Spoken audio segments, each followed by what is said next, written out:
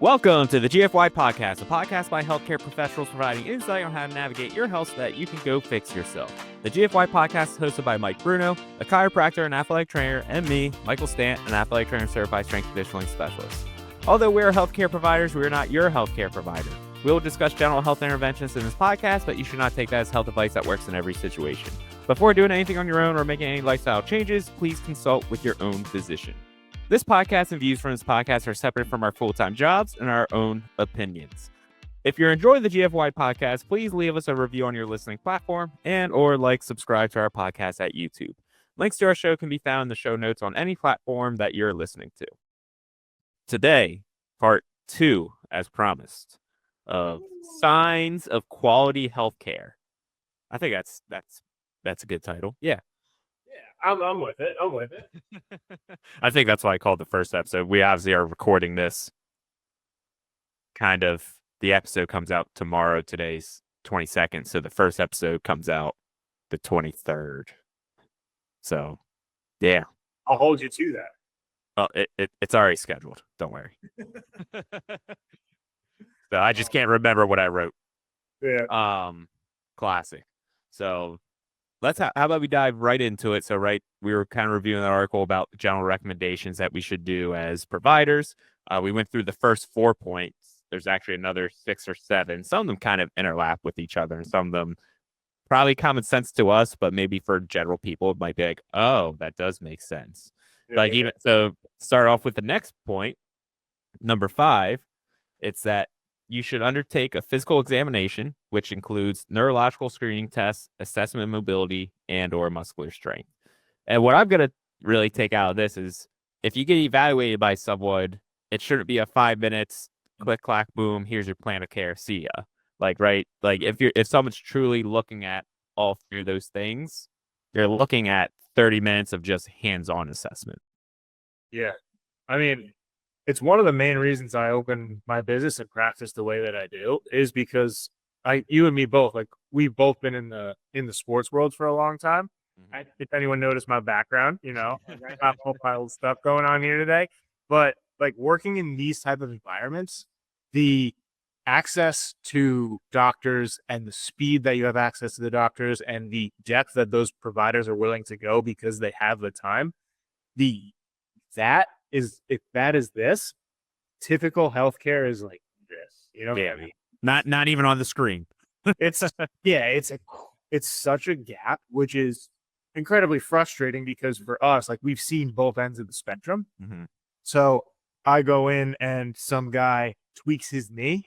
He's seeing every specialist. He's seeing the athletic trainer. He's getting imaging if it's warranted. He's getting treatment. All that's happening in the same day. And I was like, all right, I'm doing this anyway. Let me do this for my local community and get people access the pro level athlete experience. Let me give that to them here. And it's been great. It's been super rewarding. And the people who love it are the people who come in here who experienced this, that low bar, come in here and they're like, oh, there is another option. There is a different choice. I can get higher quality care. It's the time and attention, and it's usually the focus. Usually if you have 5 minutes, it's okay, your back hurts. Let me do something for your back and get you out of here. Mm-hmm. Versus hey, if we have a whole hour to spend, it's hey, maybe your back pain isn't being caused by your back. Let's take a deep dive and figure it out. Yeah, I think a lot of times we've said it before, it's not that the people that you're going to are bad clinicians. Sometimes it's just the environment they're in. They don't have the actual time to be I want to get creative with you, or I want to do a full deep dive. They'll go, well, I do these 3 things with most of my patients and 70% of them get better. So I'm just going to stick with that and pray. Well, I mean, yeah, if you think about it as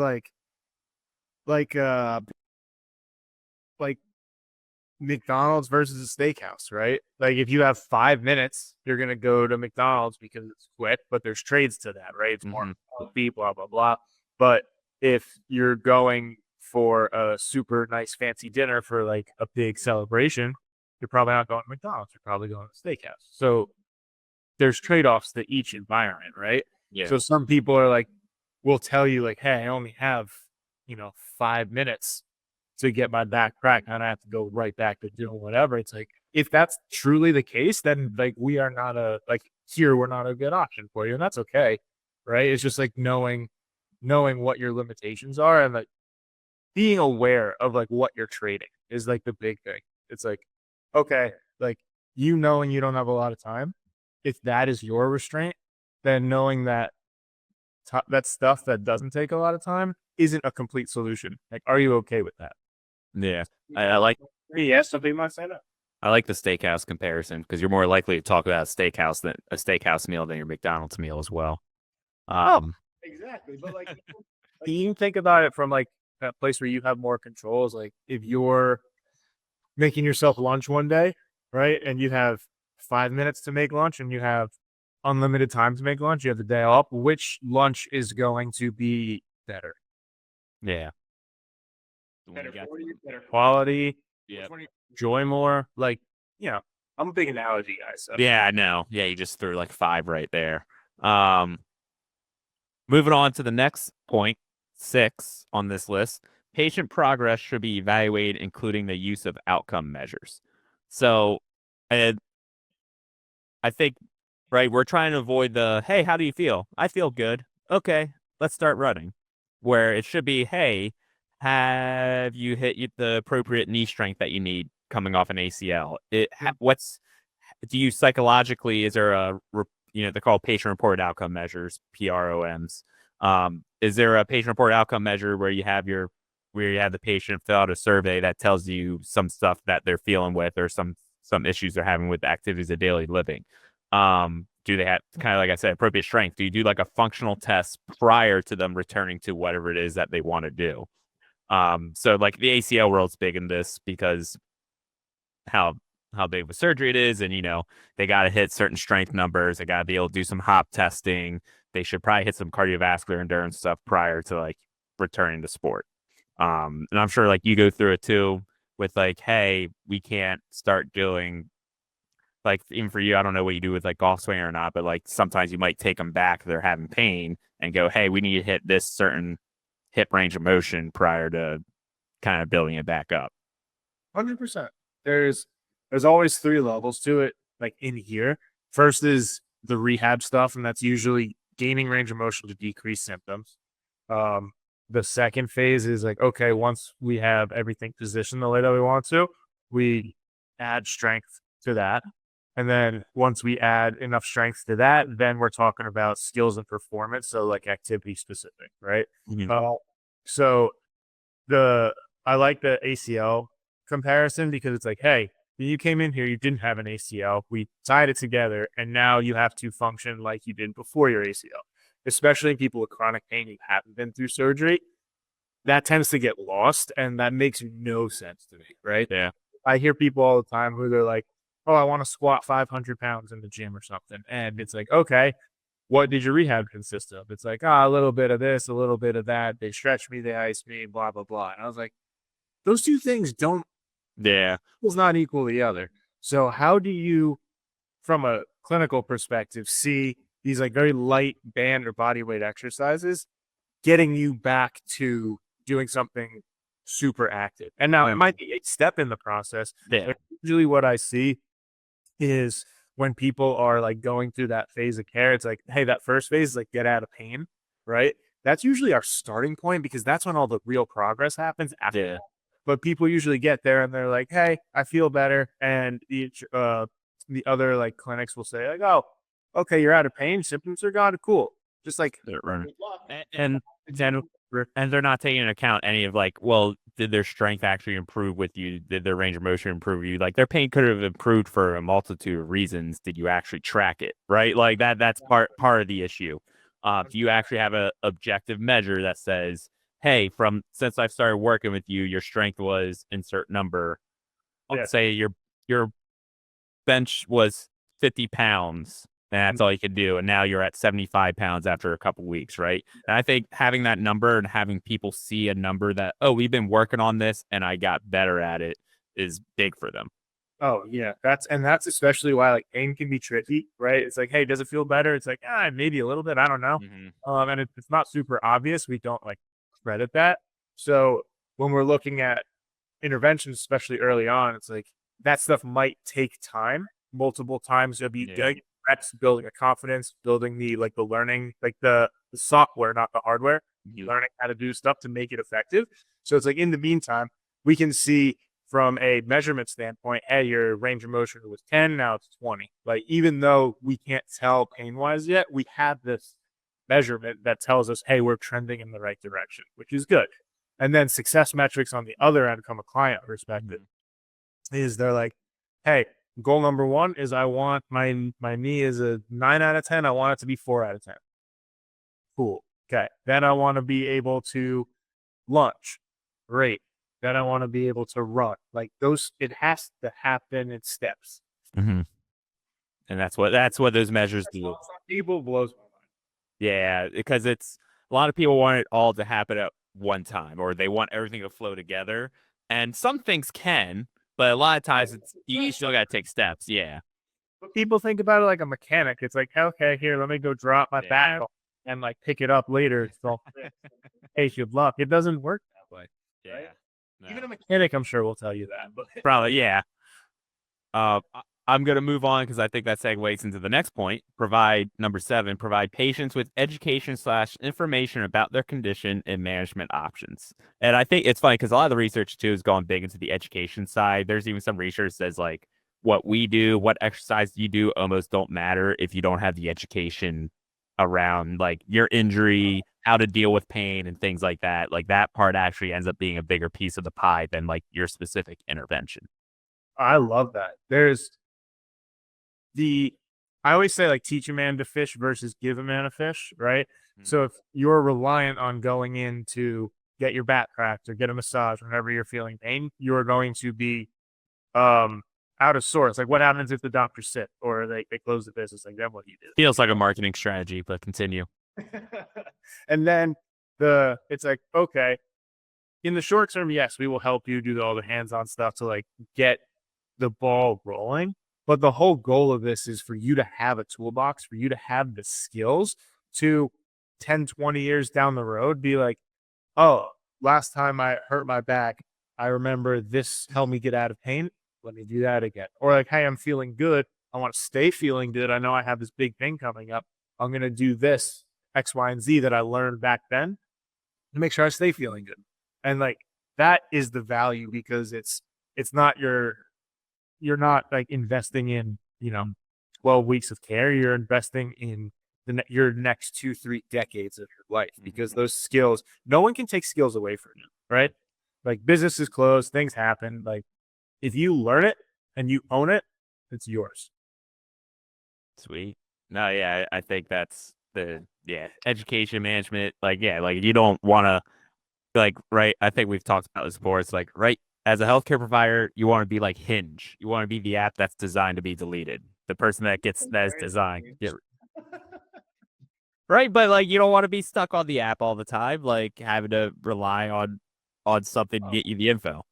I had a client text me, and she was like, we were just like, just like catching up and stuff. And she was like, hey, like, I would love to come in and see you, but like, you were actually too good at your job. So like, I don't need to come in. Like, I'm good. That's the point. Great.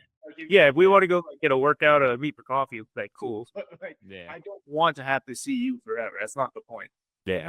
Yeah, exactly. All right. Moving on. Point 8, provide management addressing physical activity and or exercise. I think we kind of touched upon this, but like, right. It's all right, you're feeling better in clinic. You can start running. But you don't really describe the progression of running, or you don't describe the progression of walking, or, for like sports, we don't describe how we're going to get you back to be able to throw a baseball. Like if you just said, here you go, you can start a throwing program and like you give nothing and you don't monitor it whatsoever, that's how everything kind of goes wonky. Yeah. Most people don't break it down into its simplest steps and even have they don't have the time to have the conversation, or they just aren't experienced with such thing. So it's like, hey, good luck. Like, if your goal is to squat and your provider isn't like making you squat in the session, like that, huge red flag. Yeah. Huge red flag. So the ability to be able to like have an open and honest conversation about like, hey, right now the goal is we know the end goal is to run.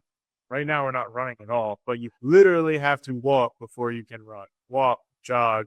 There's a strength training component to that. Jump. Yeah. And Then like, we talk about running, and then even then, we need easy days. We need hard days. Like because if you're day one running, like let's say you're an avid runner, right, yeah. and if you had no idea what was going on, and you're you hurt your knee, you were out for 6 months, and then day one you're like better, but you go running like you did 6 months ago. Oh, It's terrible idea. I'd be too dumb. little for too long and too much too soon is a recipe for disaster. Yeah. Um, yeah, I don't know if I have actually anything more I want to talk about on that because I don't know, it's just it seems so simple of just like, hey, I think it's because, and I've seen it so many times with like post-surgical protocols and stuff where it's just like a jump is made in the protocol for no good reason, and it's just like, all right, we've been doing, we've been doing some kind of functional training in PT, and you can run. And they haven't even like worked on gait mechanics. They haven't actually like tested knee strength. Like just missed everything we talked about, and they just kind of send it and hope it works. My favorite analogy for that is hardware and software. So in an ACL construction or anytime someone gets like surgery or has some sort of injury, that's hardware. It's like, hey, it was supposed to be like this, and now it's like this. There is a something is like broken physically, right? Mm-hmm.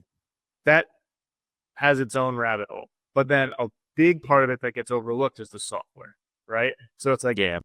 your computer programming in your brain about how to like get your knee to cycle through correctly, how to hit the ground correctly, how to jump, land. All of that stuff is probably the most important factor in any stage of rehab. It's always the latest one because you need the foundation set from like the rehab and strength component. But most people get to the point of being able to do activities of daily living and stuff, and they're like, "Oh, I'm good." And then they'll go out there. That's when you hear people like try to go do like play tennis. Like they play tennis in high school, and then they've been like a desk worker for 20 years. And they're like, "Oh, let me go pick up tennis again," and they tear an Achilles out of nowhere. Mm-hmm. Yeah. That's what happens. Yeah. So cool. Moving on. Point 9. Apply manual therapy only as an adjunct to other evidence-based treatments. Right. And I think like me and you know that. And hey, the manual therapy stuff that we do is to get you over the hump. If the only thing you ever get done is manual therapy and they go back to sport or something, you're probably going to continue to get to stay in pain. Yeah, no one's on the field like massaging your back as you're playing your sport. Yeah. You know what I mean? Like the hands-on stuff I always say is a window of opportunity to then go do the important stuff. Yeah. It could be a very important part of the hands-on stuff could be a very important part of the process because it helps us get ready and prepared to do the important stuff, but it is always the it's never like the main thing. Yeah. Yeah. So I think that's pretty straightforward. I think that's just like if you go to someone and all you get is a massage for 10 minutes and then it's like, all right, you're good to keep doing what you're doing. Or if you just get kinesio tape first, like, because I've seen that a decent amount of time, or it's like kinesio tape is like the way to get treatment afterwards, whatever. Yeah, just don't do that. I mean, it's also just like expectation management at the end of the day. Like masseuses are very popular for massage therapists. They're really popular for a reason, right? Mm-hmm. There's like, if you're going to a massage therapist because you like want the hands-on stuff, like I'm not expecting that person to go do exercise with you, but the like the expectation going in there is like, hey, like this is a feel-good modality. Like this is not meant to like, it could be a part of your overall solution, but that is not going to be the only thing that is going to get you back to being more active. Yeah. So moving on to point 10, unless specifically indicated, i.e. or e.g. red flag condition, offer evidence-informed, non-surgical care prior to surgery, right? So if we're talking about like chronic pain, like nothing ever happened, like you don't remember something happening, you just started having pain, the first option shouldn't be surgery. If you ever go to someone and you somehow get into surgery first, you should always end up doing conservative care. It's like the number for most stuff is like 3 months prior to even considering it. Yeah. There's a lot of stuff that people don't realize can be managed from a conservative approach without surgery. Even stuff that is quote unquote a hardware problem. So bulging discs, arthritis, uh, like muscle strains, ligament, muscle sprains, ligament strains, like all of those types. I caught myself. Yeah. All of those things can be treated conservatively, but like some people are like, oh no, like I need surgery or I need an injection. Yeah. So yeah, I think I was straightforward. So on to our last point, 11, facilitate continuation or resumption of work. And what I think what's big about that, it's like, right, it don't go to someone who goes, you shouldn't do this ever again. Or, hey, we're just gonna write you out of work for 2 or 3 weeks and hope that it gets better and not actually trying to like guide you in the process to get back to what you need to do. I love blanket statements so much because it makes me sound so smart when I just like take Yeah. about under them. Like I had my favorite one is a client that I've been working with. Her doctor told her never bend down ever again because That's God. and she lived like that for like 2 years because she like trusted his opinion and like that was the expert at the time. And I was like, you're like, and this is like obviously like after you build rapport and all that, but it's all right, hear me out. How do you tie your shoes? Like just show me it. Yeah. Like Immediately, that's awesome. dude, come on. Yeah, and even me, like I had so with my dad, he had 3 back surgeries. He had 2 lumbar fusions and laminectomies. And so he was told never to lift more than 15 pounds ever again. It may have actually been 10, but like right, it was the same thing. He was like making kettle corn. He was lifting heavy weight and just like didn't think about it. But because of that pound restriction, he stopped bowling. And so he didn't bowl for 10 years. And then like, probably the last year before he passed away, he just like I'm gonna go bowl again, and he's just started bowling, had no issues, and he was like, "Wow, I think I could have done this the entire time," and that sucks because just a surgeon who just was like didn't really understand activities of daily living. He understands these surgeries, obviously, like he knows what he's doing from a surgical standpoint, but didn't understand what actual stresses occur at the spine with certain movements. Yeah, your body is a very adaptable system. Yeah. People say don't run, it's bad for your knees, or Yeah. don't lift weights because it's bad for your back. So like there should always You yourself doing both those things, sure. If you have no idea what you're doing, or you're doing it recklessly and carelessly. But the Yes. important thing is just having a step by step, simple approach to going from your starting point to your finish line, your goal point. Yeah, so there should be an attempt to get you back to what you want to do. It shouldn't just be you shouldn't be able to not allowed to do this thing ever again. Now, obviously with surgeries and maybe you don't get there, but like there's always a chance. Like, right? You always got to work on it first. So this is where I think this is kind of the inception point of this is going back to the original point of like doctors don't take the time and attention to detail to get into everything. Yeah. So this doctor is going to see you basically one time, maybe forever, right? Maybe one time in the next year, whatever it is. And they're like, okay, what's like one statement I can do to maximally reduce their risk? It's like, hey, just don't do that, right? Yeah. Which is horrible advice for us, but we could see people weekly, sometimes multiple times a week for like a couple of months. And it's like, we know that's not true because like we're in the trenches with you, like doing the thing a lot more frequently. And because of all those touch points, it's like, no, I absolutely know you can do all those things. And if that doctor was here with us during this whole process and he had the time, I would bet he would agree with us. Yeah. Oh yeah, for sure. So Yeah. yep. It's like what do they say? At first do no harm, right? Yeah, which apparently is also wrong. Like that's in the Peter Attia book where it's like he was misquoted, Hippocrates, or whatever his name is. Yeah, the Hippocratic Oath is what it is. Yeah, for at first do no harm. So, yeah, like the doctor wants to because if that person goes and like goes running again and like hurts their knee, and they're like, "Hey, like I got a bad surgery," it's like, "No, you didn't. You ran. I told you not to." like it's kind of like a cover your ass situation. Mm-hmm. So when you get like but there's also the other end of the spectrum of people who I think the reason why is because like if you get like a new hip, it's like, okay, cool. Like we replaced the tires or changed the oil, like let's go.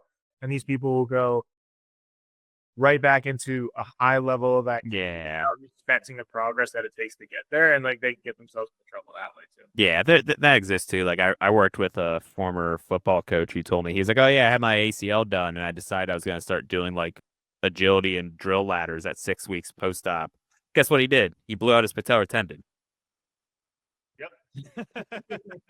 So that he had to get a second surgery on that. His career was over. Yeah. So there's you have to respect it for sure.